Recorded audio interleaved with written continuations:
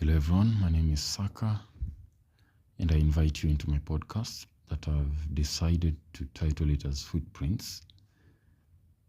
And I'm not going to actually go into describing the nature of the podcast at the moment. I'll do that in another session. But I'm just going to try and explain how I got to label it as Footprints. And so I came to that after I read this philosophical quote from one of a Danish philosopher known as Søren Kierkegaard. He's among the father of existentialism, and there's this famous quote that he says that life can only be understood backwards, but must be lived forward. And it's true that I came to this realization that a trail has been left, and that's why you must look behind. It's just like, the famous phrase of, is it Socrates that says one must live an examined life.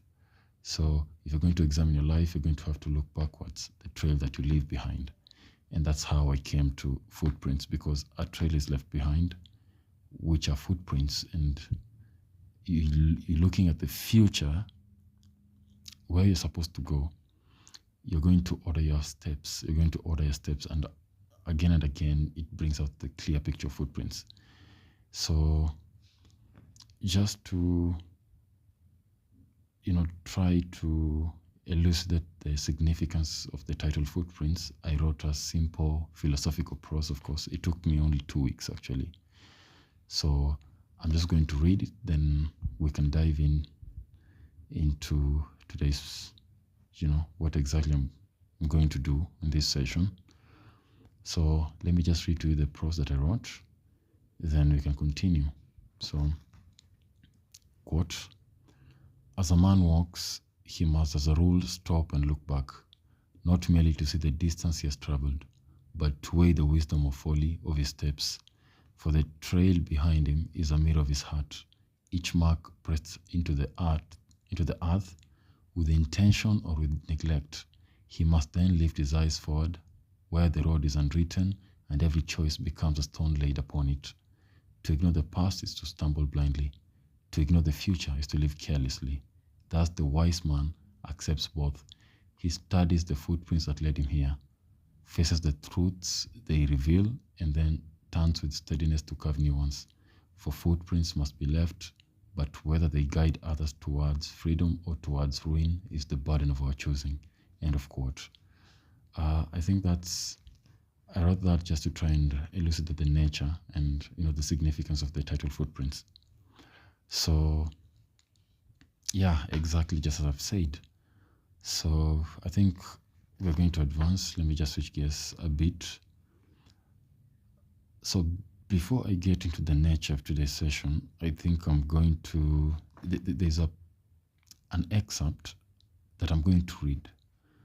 And this excerpt lays the foundation. It's the basic foundation of the entire gist of this podcast, Footprints. And we're going to address certain concepts, and everything that we're going to discuss, it's going to be in relation to how we experience it, we as Kenyans, how we relate with it, and actually you're just going to see. So just before I introduce the few concepts that we're going to be handling, because I'm going to lay out a contour to them, I'm going to give you a contour of what we're going to be doing. It's not, the entire podcast is just an introductory of, the introductory part of Footprints as I inaugurate Footprints. And so I'm going to read this excerpt. It is an excerpt by Carl Gustav Jung, written in 1971 in his collective works. I really love it so much, and it's an excerpt that actually motivated me. It actually, how would I say it? It actually gave me, it, in some sense, I had some stimulation while reading the entire works of Carl Jung, but this exact excerpt, it encapsulates what goes on. It gives you a foundation of what goes on in this country. You know, if you're going to fix something, let me just read it to you. So, quote, "This war has pitilessly revealed to civilized man that he's still a barbarian. The psychology of the individual corresponds with the psychology of the nation. What the nation does, each individual also does. And so long as the individual acts this way, so too will the nation. Therefore, a change in the attitude of the individual is the necessary beginning of any change in the psychology of the nation."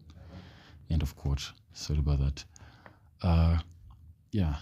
So, as you guys are going to see, I'm going to lay out to you guys I'm going to give you a contour. It's a simple outline that's going to explain all this.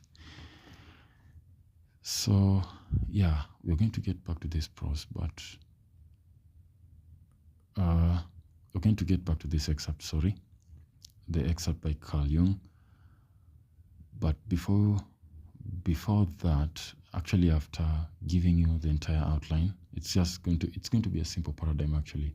So later on, while in my commencement of this, I'm not going to actually explain what the excerpt means, but I'm going to give the meaning of what he meant by that at the end. And I think it's explicable. You guys can actually tell what